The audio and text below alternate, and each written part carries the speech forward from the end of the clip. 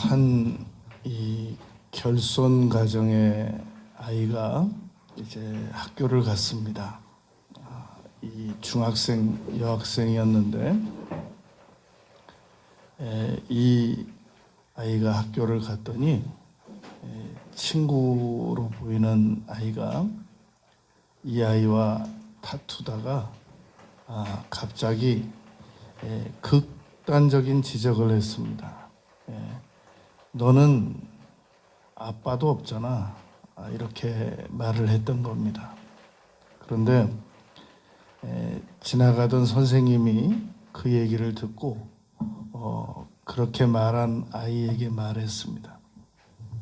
너 이 친구에게 사과해라. 만약에 이 아이가 아빠가 없었다면 이 세상에 어떻게 태어났겠니? 부모 없이 이 세상에 태어난 사람이 누가 있겠냐? 아빠가 있었으니까 세상에 태어났을 거 아니겠느냐? 다만 아빠에 의하여 태어났는데 지금 이 친구는 아빠와 같이 살고 있지를 못한 거지. 그런데 어떻게 이 친구한테 너는 아빠도 없다고 말할 수 있느냐? 사과해라. 이렇게 말했다고 합니다. 그런데 선생님께서 그렇게 말을 해 주실 때 그 이야기를 듣던 그 친구가 이제 성장을 해서 그때 그 일을 회상하면서 얘기하는 겁니다. 맞아. 내가 저 친구한테 하고 싶은 말이 바로 저거였는데 나는 그렇게 표현하는 방법을 몰랐는데 선생님이 오셔서 그 친구에게 그렇게 표현을 해주니까 자기가 화가 가라앉더라는 겁니다. 그러면서 내가 그 친구에게 그렇게 표현하고 싶은 것을 못하는 그 상황일 때는 그냥 무조건 그 친구가 밉고 때려주고 싶고 그랬었는데 그 선생님이 와서 그 얘기를 해주니까, 대신 해주니까, 그래서 자기가 꼭 하고 싶은 말이 그 일이었다고 생각이 되니까 화가 안 나더라는 겁니다. 우리는 오늘 요셉이 그 한 생애를 살아가면서 어떠한 과정을 거쳤는지 생각을 해볼 겁니다. 이 37장 2절에 보면은 요셉의 17살 때 직업은 양치는 일을 하고 있었습니다. 그가 형들과 함께 양을 치더니라고 창세기 37장 2절에 기록하고 있습니다. 그러니까 야곱이 요셉의 직업을 굳이 논하자면 그의 초기 직업은 목동이었던 것입니다. 근데 그러한 이 요셉에게 꿈이 꾸어졌습니다. 꿈을 꾸었는데 볕단이 절한다라는 내용을 요셉은 형들에게 원래 하고 싶은 말은 이 성경에 있는 대로 말하고 싶은 표현이 아니었습니다. 지금 형들에게 요셉이 했던 말은 앞으로 형들은 나에게 절하게 될 것이니까 그리 아시오, 잘 아시오, 알아두시오, 이런 표현이었는데 요셉이 정작 하고 싶은 말은 그런 이 강조점이 아니었단 말입니다. 요셉이 강조하고 싶었던 것은 당시에 꿈이라고 하는 것은 신과의 계시적 관점에서 꿀 수 있는 것이었습니다. 그러니까 내가 형들보다 잘 될 테니까 두고 보시오. 앞으로 나에게 잘하시오. 이런 관점이 아니었단 말입니다. 요셉이 하고 싶은 말은 하나님께서 내게 나타나셨습니다. 하나님께서 나에게 이러한 앞으로 일어날 일을 알려주셨습니다. 그게 너무 놀라워서 형들에게 전하고 싶었던 것뿐이었단 말입니다. 그런데 표현을 요셉은 그때까지 어떻게 그런 말을 전해야 될지 그런 일들은 어떻게 표현해야 될지 그런 것을 몰랐단 말입니다. 그랬기 때문에 형들을 분노하게 할 수밖에 없었던 겁니다.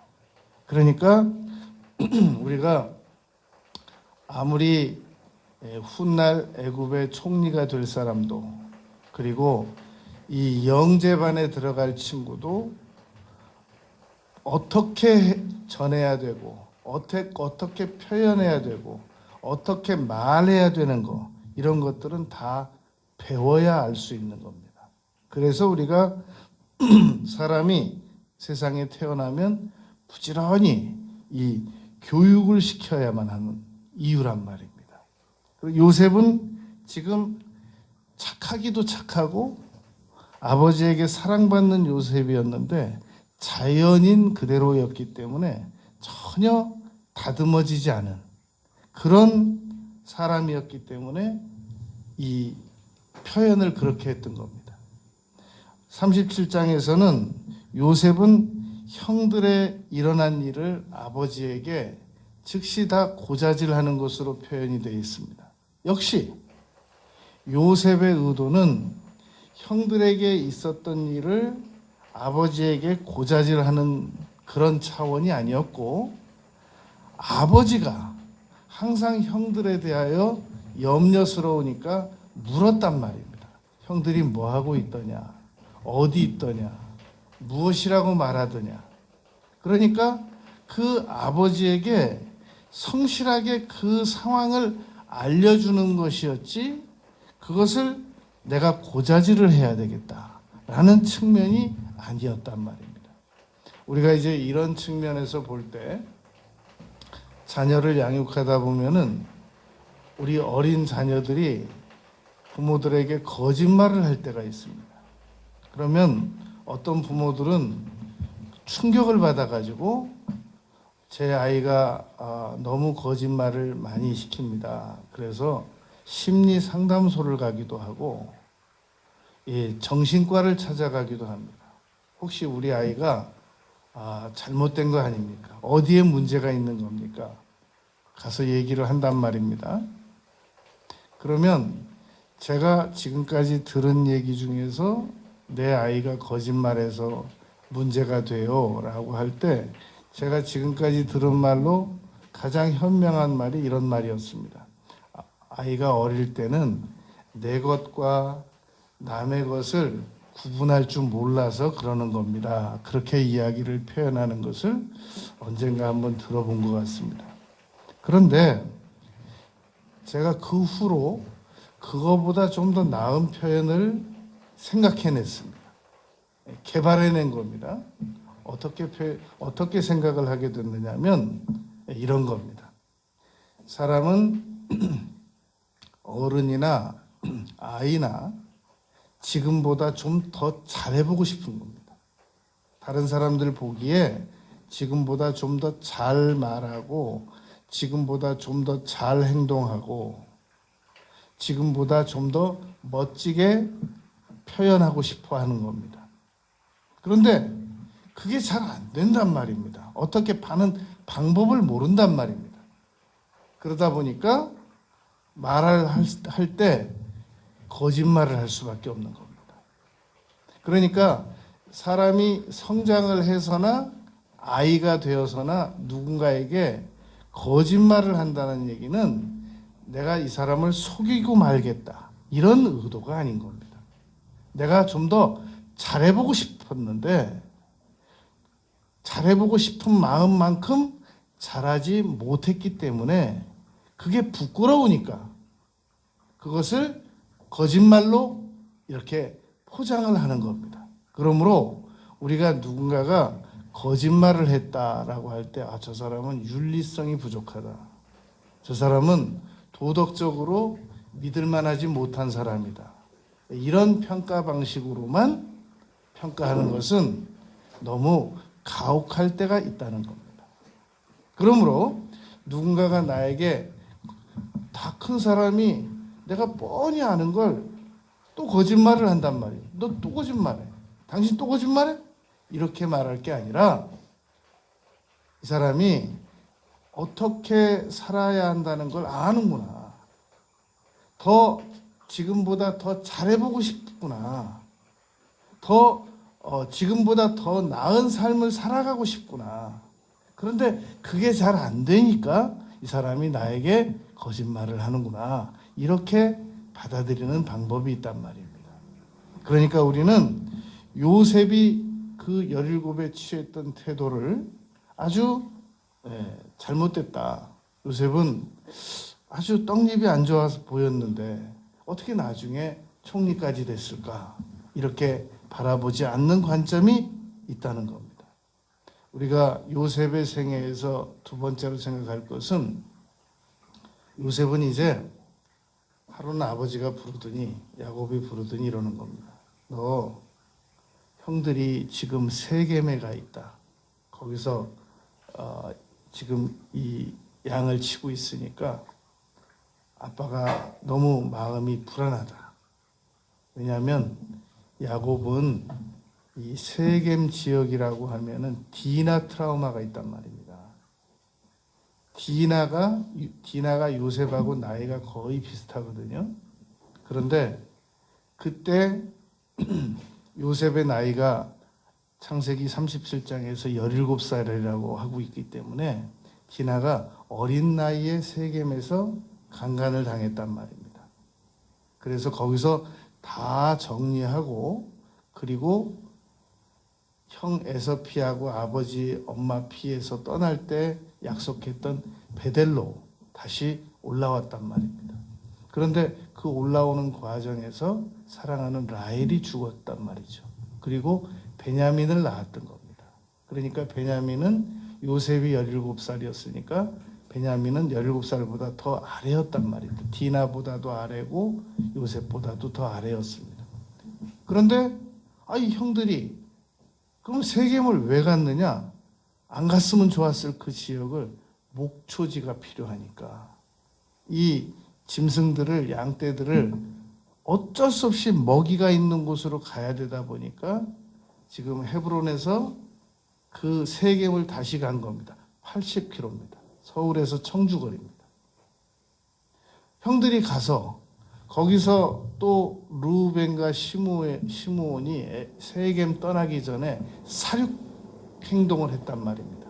그러니까 야곱으로서는 요셉이 너무 사랑스러워서 형들하고 함께 보내지 않고 요셉과 베냐민은 집에 두고 있는 상황에서인데도 아들들이 10명이 궁금해서 견딜 수가 없는 겁니다. 그러니까 어쩔 수 없이 요셉을 심부름을 보냈습니다. 너 가서 형들이 잘 있는지 가서 보고 와라. 그래서 요셉이 80km를 갔더니 없는 겁니다. 어느 지나가는 사람이 요셉에게 누구 찾냐고 물어서 여기 우리 형님들 10명이 이 양떼들 목축하는 일을 하고 있었는데 없어서 그렇습니다. 그랬더니 내가 그 친구들 하는 말을 들었는데 도단으로 간다고 들었다. 도단 23km입니다. 그러니까 그 어린 청소년 요셉이 100km를 걸은 겁니다. 가다 자다 걷다 형들 찾아서 도단을 갔단 말입니다. 그런데 도단에서 이렇게 10명의 형들이 기다리고 있다가 뭐라고 말하냐면 야 저기 꿈꾸는 사람 온다. 꿈꾸는 애가 온다. 왜냐하면 얼마 전에 자기가 꿈꿨는데 볕단이 저라고 해와 달과 별이 저라고 그렇다면은 이미 아버지 야곱에다가 해와 다른 어머니 라헬은 죽었으니까 레아인데 우리 어머니도 쟤한테 절한다고 그러고 우리 아버지도 쟤한테 절한다고 그러고 우리도 다 절한단다. 저 온다 저. 그러면서 거기서 형들이 그러면 저 친구를 저 요셉을 그가 요셉이 꾸었던 꿈이 어떻게 되는지 우리 한번 구덩이에다 던져 넣어보자. 그런데 이 창세기에는 분명히 그렇게 기록이 되어 있단 말입니다. 물이 없었더라. 만약에 물이 있었으면 익사돼서 죽었습니다. 하나님께서는 요셉이 구덩이에 던져지기 전에 물을 치우셨단 말입니다. 물이 고이지 않게 하셨단 말입니다. 당시 석회암 그 돌에 물이 고이지 않는 것은 아주 어려운 얘기입니다. 그러나 물이 없게 하셨다는 말입니다. 그리고 시편 기자는 말하기를 하나님께서 왕이 요셉을 불러서 감옥에서 건져내게 하셨도다. 그 기근을 피해서 한 사람을 먼저 보내셨도다. 요셉을 두고 했던 말이란 말입니다. 그러니까 우리가 여러분 살아가다가 이거 꼭 알아둬야 됩니다. 분명히 하나님께 뜻을 여쭈었습니다. 그리고 간절히 기도드렸습니다. 분명히 응답을 받았습니다. 그래서 일을 그대로 처리했습니다. 그랬더니 갑자기 3억을 손해보게 되는 경우가 있습니다. 돈이 없는 사람은 분명히 하나님 지시대로 했는데 3천만 원을 손해보는 수가 있습니다. 전 재산. 그러면 하나님께서 어떻게 이렇게 가혹한 사인을 주실 수가 있겠느냐 하는 생각을 가지게 된단 말입니다. 분명히 예수님께서 건너가라고 해서 갔는데 풍랑이 일어난 겁니다. 분명히 아버지가 가라고 해서 갔는데 꿈꾸는 자가 오는도다 하면서 구덩이에다가 던졌단 말입니다. 우리가 살아가면서 꼭 알아야 될 겁니다. 이 세상에는 분노한 사람들이 있습니다. 그러니까 내가 분노하게 만든 게 아닙니다. 내가 분노하게 만들지 않았는데 이미 분노해가지고 있는 사람들이 있단 말입니다. 그래가지고 그 분노로 누군가를 해치려고 준비 중에 있는 사람들이 이 세상에는 많습니다. 지난 주간에 미국에서 18살 먹은 아이가 총으로 자기 할머니 죽이고 얼굴 쏴서 죽이고 학교로 가서 그 초등학생 아이들을 죽인 그 아이는 이미 분노한 아이입니다. 초등학생 아이들이 그 18살 먹은 아이를 분노하게 한 게 아닙니다. 이 아이는 이미 자기가 분노한 상태에서 그 분노를 화풀이할 대상들을 찾아 나서다가 그 초등학교 가서 죽인 겁니다. 옛날에 이승이라는 학생이 미국에 가서 어릴 때 이민 가서 대학생이던 아이가 너희는 나를 기만했다 그러면서 총으로 미국인 23명을 죽였단 말입니다. 그럴 때 그 미국의 정신과 의사들이 무엇이라고 말했느냐면 이 아이는 치명적인 거절감에 의한 상처로 저러한 행동을 했다라고 진단했다는 겁니다. 이 세상에는 어떤 형태로든지 분노한 사람들이 아주 길에도 있고 집집마다 있고 회사에 있고 단체에 있고 학교에 있습니다. 어떻게 이 분노한 사람들에게 상처를 덜 받고 피해를 덜 당할 수 있겠느냐는 겁니다. 그 방법 중에 하나가 공감 능력을 기르는 겁니다. 공감 능력을 기르면 내가 다른 사람에게 거절감이 덜 되게 행동할 수도 있고 말할 수도 있지만 그 공감 능력이 저 사람이 화가 많이 났구나라는 것을 알게 되어서 미리 피할 수 있게 되는 겁니다. 우리가 요셉이 37장에서 보는 것처럼 형들에게 형들 볕단이 저한테 절했습니다. 형들의 별들이 저에게 해와 달과 별들이 저에게 절했습니다. 라고 말할 정도면 요셉은 공감 능력이 없고 아직 세상 살아가는 방법이 많이 서툴단 말입니다. 그렇기 때문에 분노한 형들이 자기를 기다리고 있다는 것은 상상도 못했던 겁니다. 그러면 요셉은 그렇다 치잔 말입니다. 그러면 아버지는 알았어야 될 거 아닙니까? 아버지는 인생을 그만큼 살았으니까 100살이 넘었으니까 틀림없이 내가 이 요셉을 형들에게 보내면 분명히 이 아이들이 저 꿈꾸는 자가 오는도다 하고 구덩이에다가 집어 던질 거다. 알았어야 될 거 아닙니까? 야곱은 그렇게 생각하지 않았단 말입니다. 아버지가 100km가 넘는 거리에서 그 요셉을 심부름을 시켰을 때는 얼마나 그 10명의 아들을 사랑하기 때문에 보냈을 거니라고 당연히 알게 됐을 것이고, 그리고 그 어린 동생이 그 100km가 넘는 거리를 찾아왔다는 것은 얼마나 형들을 정중하게 예우하기 위해서 찾아왔다는 것으로 당연히 알아들을 줄 알았단 말입니다. 그러니까 야곱은 전혀 공감 능력이 없는 사람이었던 겁니다. 그래서 요셉이 찾아갔는데 형들이 저 꿈꾸는 애 온다, 우리 상전 온다 그러면서 옷 다 벗겨가지고 아버지가 입혔던 채색 옷, 멀리서 봐도 알아요. 저 옷은, 저 옷 입고는 양치는 일을 하기는 하지만 저 옷 입고는 양치는 일이 안 돼요. 멀리서 봐도 알아요. 저 부잣집 아들이다. 그 시골에서 어떻게 그런 옷을 입힐 수 있냔 말입니다. 그 채색 옷이 나중에 다윗이 그 큰아들에게 강간당한 그 딸이 입었던 그 옷과 같은 원어를 가지고 있습니다. 그러니까 왕의 자녀들이 입을 수 있는 옷인 것을 의미한단 말입니다. 그런데 그 옷을 입고 그 형들에게 나타났단 말입니다. 그러면 야곱이 요셉을 다른 사람들보다 더 사랑할 수밖에 없었던 이유가 무엇이냐는 겁니다. 세 번째로 야곱은 왜 요셉을 다른 형제들보다 더 많이 사랑할 수밖에 없었는가? 그건 집안 내력입니다.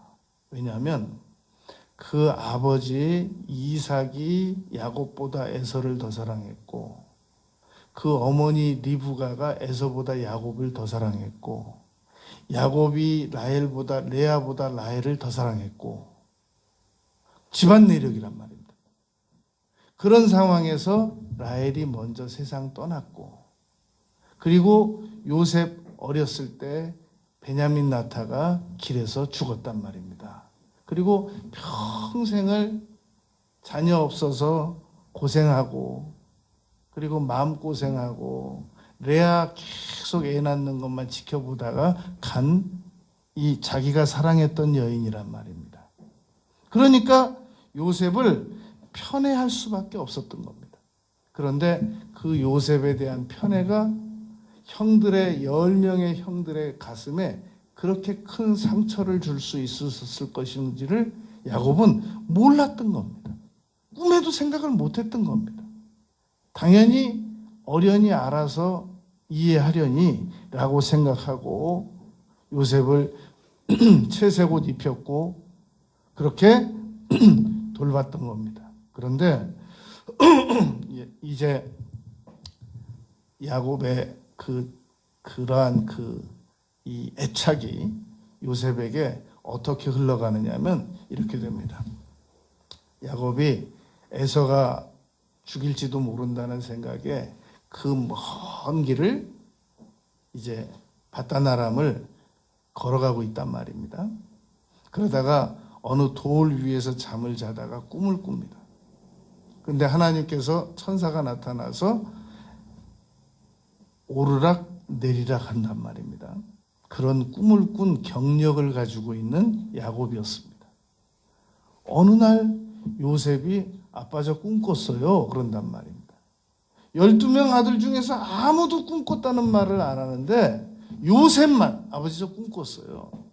무슨 꿈인데? 볕단이 저한테 절하고요, 해와 달과 별들이 저한테 절해요.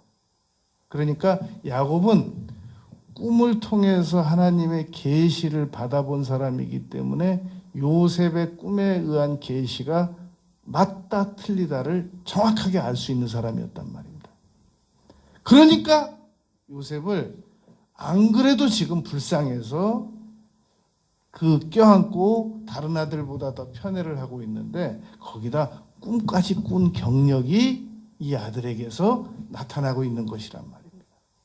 그래서 야곱은 요셉을 편애할 수밖에 없었던 겁니다. 그런데 그 요셉에 대한 편애가 형들에 의하여 구덩이에 던져지고 보디발 장군 집으로 팔려가게 하고 그래서 어느 날 왕이 요셉을 불러내서 애굽의 총리로 삼았단 말입니다. 거기까지는 좋았는데 그 왕이 사라지고 그 요셉 시대가 가고 나니까 그 이스라엘 요셉을 따라서 애굽으로 갔던 모든 백성들이 이방에서 객이됐던 겁니다. 430년 동안. 그래서 이스라엘에서는 아들을 편애하면 이웃나라의 종이 된다라는 속담이 있단 말입니다. 그래서 만들어진 생각이었던 겁니다. 네 번째, 그러함에도 불구하고 요셉을 이 형들에게 보내가지고 형들에 의하여 요셉이 구덩이에 빠지고 미디안 상인에 의하여 리무진에 태워져 가지고 착고를 차고 보디발 장군 집으로 갑니다. 그런데 그 보디발 장군 집으로 간 요셉에게 모든 자기의 그 음식 먹는 거 외에는 아무것도 관여하지 않고 요셉에게 다 맡겼다는 겁니다. 그 말은 그 주인이 믿음이 좋아서 요셉에게 모든 걸 다 맡긴 게 아니라 요셉이 그 보디발 장군에게 신뢰를 받을 수밖에 없도록 행동을 했다는 얘기가 됩니다. 얼마나 신뢰를 했으면 먹는 일 외에는 다 그 외국에서 온 종에게 맡기겠냔 말입니다. 그러니까 그만큼 요셉이 정확하게 일을 처리를 해냈다는 얘기가 됩니다. 그러면 요셉이 17살에 그 아버지의 그 품에 이렇게 있으면서 그 일도 형들하고 같이 목동처럼 일도 제대로 안 해본 아주 곱게 자란 친구가 어떻게 보디발 장군 집에 가서 모든 굳은 일을 다 했을 텐데 그렇게 완벽하게 신뢰를 받을 수밖에 없이 될 수 있었겠느냐라는 겁니다. 그것은 이 창세기 37장부터 57장까지 요셉 얘기만 따로 나오지 않고 야곱 얘기에 요셉 얘기가 포함이 되어 있습니다. 그런데 그 요셉 얘기 포함된 내용에서 하나님이라는 단어가 8번이 나옵니다. 그러니까 요셉이 정확하게 무릎 꿇고 다니엘처럼 기도했다라는 기록은 없지만 이 요셉이 충분히 기도하고 영감에 의하여 말한 그런 뉘앙스를 가지는 구절들이 충분히 있습니다.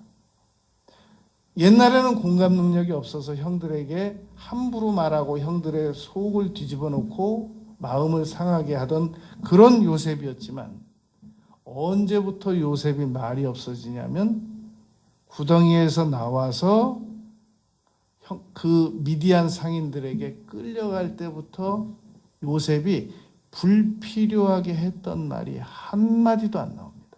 마치 이사야서 53장 7절 말씀처럼 그가 고난을 당하여도 그리스도께서 700년 후에 오실 그리스도께서 한마디도 말씀을 안 하셨다는 것처럼 요셉도 그러하단 말입니다.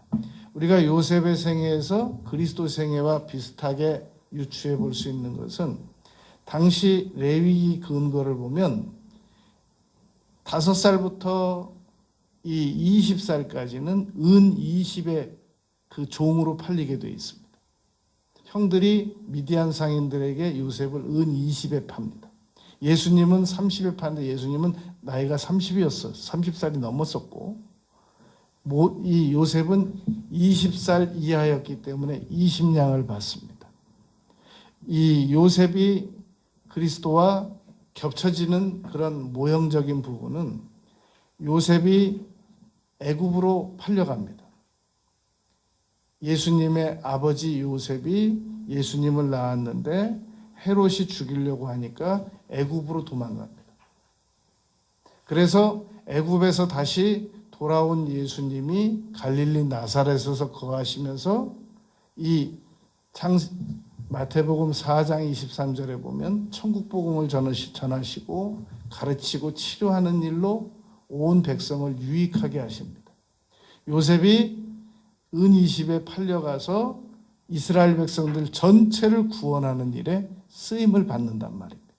그러니까 이렇게 요셉이 애굽으로 팔려갔던 일 자체가 우리는 그냥 요셉은 형들에 의하여 못된 형들을 만나서 애굽으로 팔려갈 수밖에 없는 상황이었구나 라고 이해하면 안 된단 말입니다. 하나님 이것을 보고 한마디로 정리하면 섭리라고 합니다. 섭리라고 하는 것은 하나님께서 이 세상을 창조하신 다음에 모든 계획을 한마디로 작정이라고 합니다.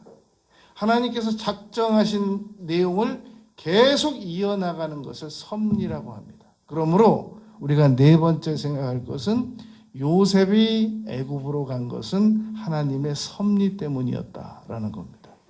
오늘 우리가 지금 살고 있는 집에서, 오늘 우리가 지금 일하고 있는 직장에서, 오늘 우리가 만나고 있는 사람들을 만나서 살아가는 것은 어쩌다가 내가 잘못 한국에 태어난 게 아니라 분명히 하나님의 섭리 때문에 지금 현재 세상을 살아가고 있다는 겁니다. 그러면 남은 생애를 우리가 어떻게 살아가야 될 것인가? 하나님의 섭리를 따라서 살아가야 된다는 겁니다. 문제는 하나님의 섭리를 따라 살아가다가 잘못 이탈되면 안 되기 때문에 하나님의 섭리를 지금까지 살아온 것에서 앞으로 더 잘 살아가기 위해, 더 잘 따라가기 위해서 집중하면서 하나님의 뜻을 따라가야 된단 말입니다. 문제는 왜 하나님 그러면 지금까지 제가 제 뒤를 돌아보니까 주로 좀 마음에 안 드는 섭리가 많았는데 저를 어떻게 이러한 섭리로 인도하실 수가 있으셨습니까? 여러분, 의외로 그리스도인들 중에서 하나님께 섭섭함을 가지고 있는 사람들이 많습니다. 말만 못해요. 하나님이 원체 강하시니까 말은 못하는데 하나님께 대하여 섭섭함을 가지고 있는 사람들이 모든 그리스도인들이라고 봐도 거의 틀리지 않습니다. 거의 한두 가지씩은 하나님께 섭섭함을 가지고 있습니다. 왜 하나님 다 이해하겠는데? 전 다 이해합니다. 그런데 이건 이해가 좀 어렵습니다. 그런 생각들을 우리가 다 가지고 있단 말입니다. 왜 저를 그렇게 몰상식한 부모 밑에서 태어나게 하셨습니까?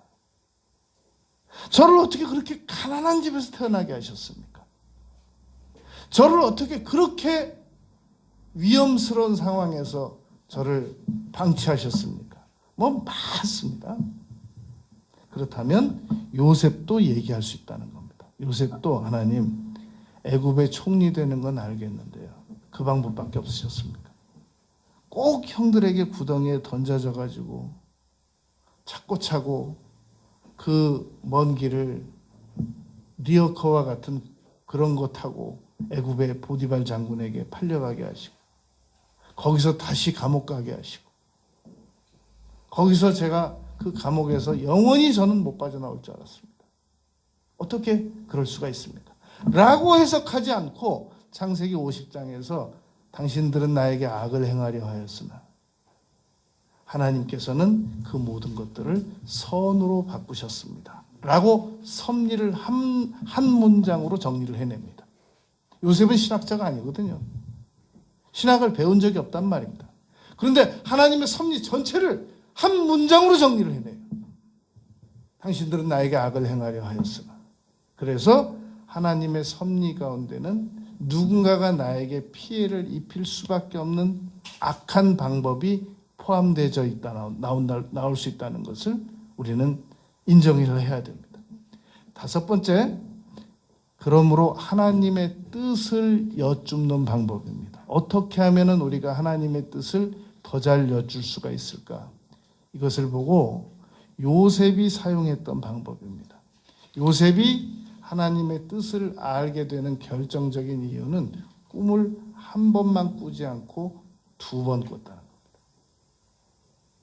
바로가 꿈을 한 번만 꾸지 않고 2번 꾸었다는 겁니다. 요셉이 구덩이에 한 번만 던져진 게 아니라 감옥에 던져진 것까지 2번 던져졌다는 거예요. 이건 분명한 하나님의 뜻이라는 겁니다. 그러므로 우리가 앞으로 세상 살아나가다가 하나님의 뜻을 분명히 알고 싶으면 어느 날 하나님께로부터 감동을 받게 되면 하나님 한 번만 더 주세요 라고 기도드리는 방법이 있다는 겁니다. 하나님 제가 어저께 꾼 꿈이 정말로 하나님께서 제게 주신 꿈이라면 한 번만 더 꾸게 해주세요.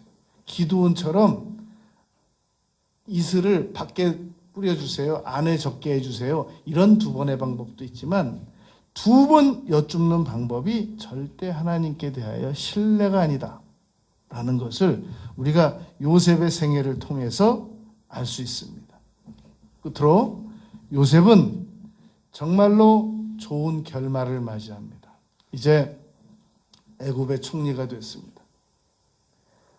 성경에 안 나오는 내용은, 텍스트에 없는 내용은 우리가 다룰 수가 없습니다. 그런데 본문이 허락되는 범위 내에서 상상력, 본문이 성경에서 허락하는 범위 내에서의 상상력이라는 게 있습니다. 요셉이 애굽의 총리가 돼가지고, 상상입니다. 기록은 없습니다. 국경 수비대에 연락을 했다는 겁니다.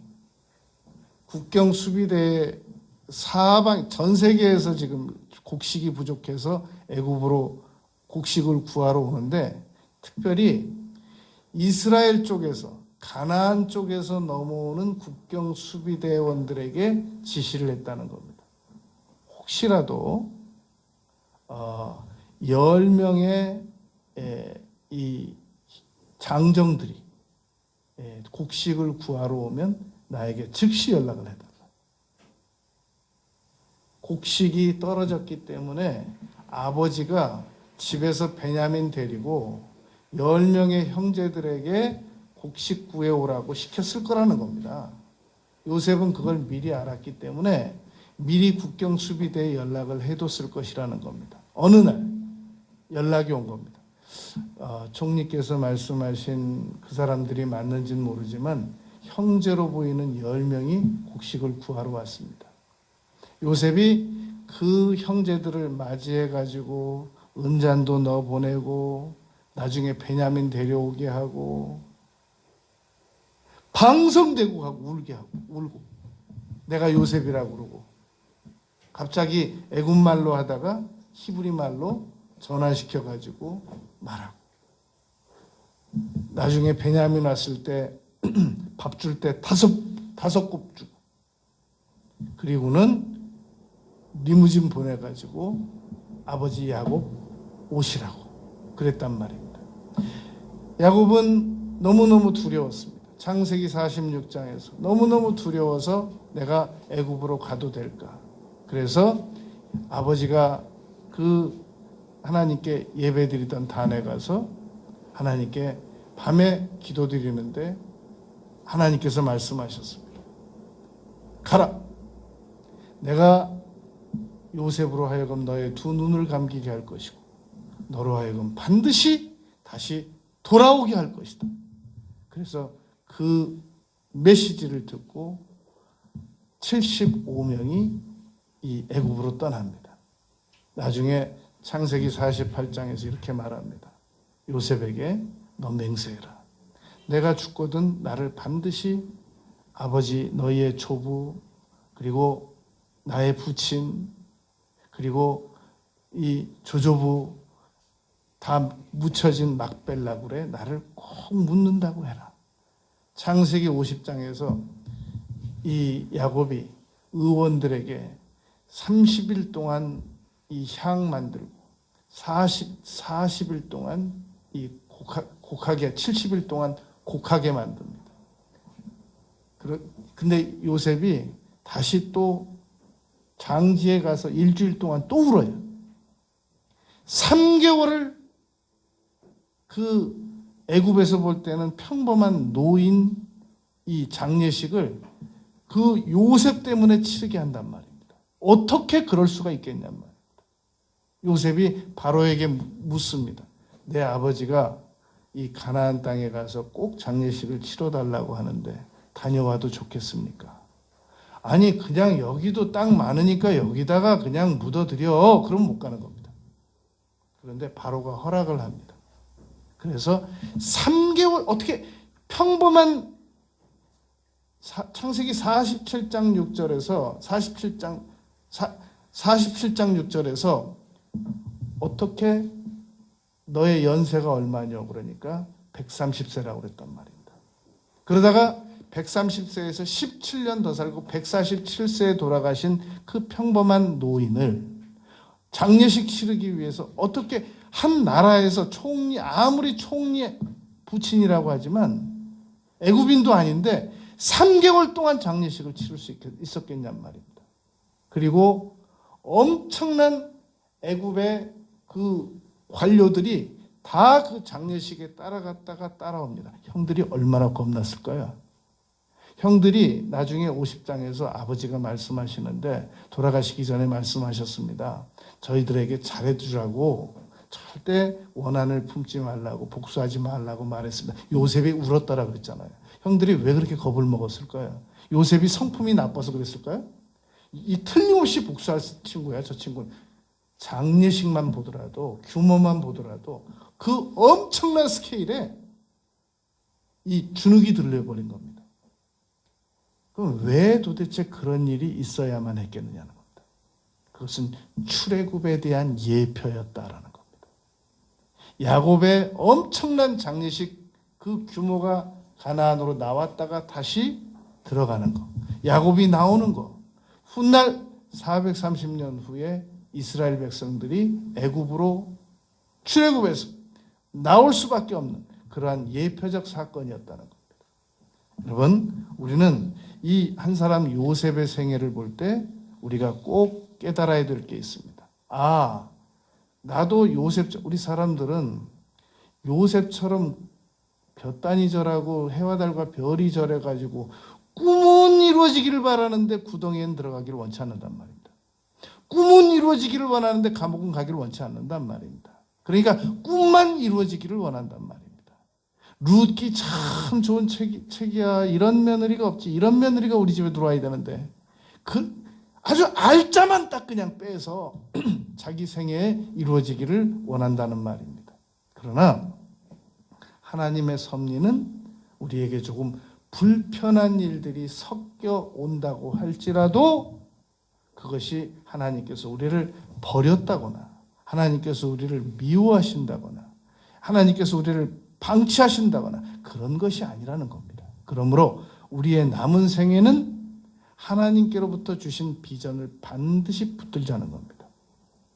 그것이 내가 원하는 방식으로 이루어지기만을 원하는 그런 고정관념은 버리자는 겁니다.